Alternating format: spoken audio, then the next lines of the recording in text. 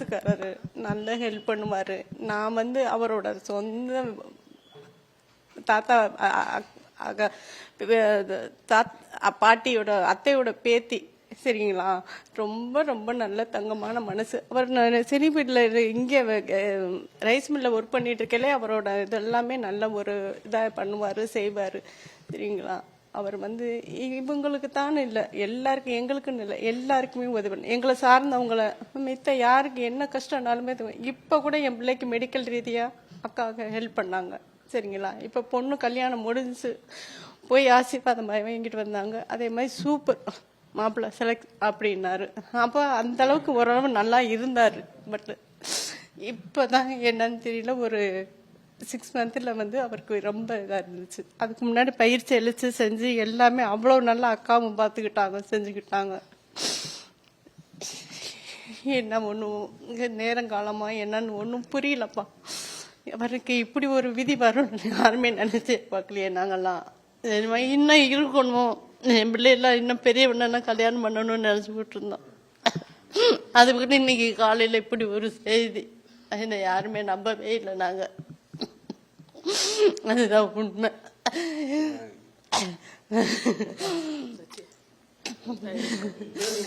பேர் மீனாட்சி.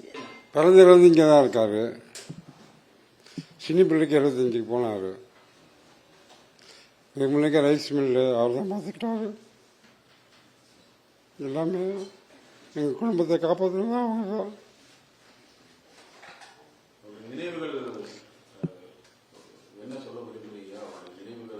நினைவுகள் என்ன சொல்றது, இருந்த காலங்கள் நல்லா இருந்தார், எங்களெல்லாம் நல்லா வச்சுக்கிட்டாரு.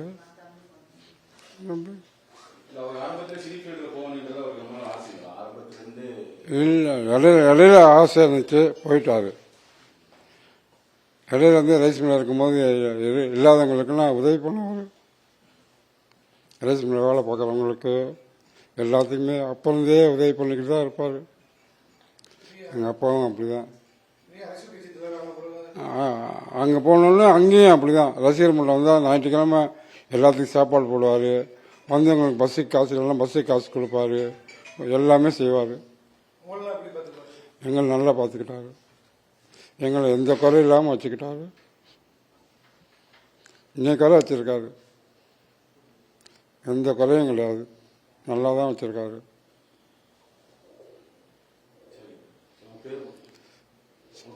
செல்வராஜ், நாகராஜ், விஜயராஜ், செல்வராஜ், பாலராஜ், ராமராஜ், பிரிதிராஜ். நாங்கள் 17 பேர். மூத்தர் ஒருத்தர் இறந்துட்டார். இவர் தான் அண்ணன், 2வது.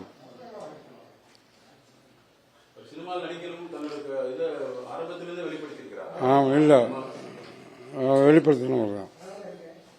சினிமா போகணும் வெளிப்படுத்திக்கிட்டே இருந்தார். சான்ஸ் வந்துச்சு, போயிட்டாரு. ரொம்பவும் கஷ்டப்பட்டு முன்னேறி இருந்தார். ஆமாம், ரைஸ் மில்ல இருக்கும்போது உதவி செஞ்சுக்கிட்டு தான் இருந்தார். இல்லாதவங்களும் செஞ்சார், அங்கே போய் செஞ்சுக்கிட்டு தான் இருந்தார். செய்திகளை உடனுக்குடனும் துல்லியமாகவும் தெரிந்து கொள்ள சப்ஸ்கிரைப் பண்ணுங்க.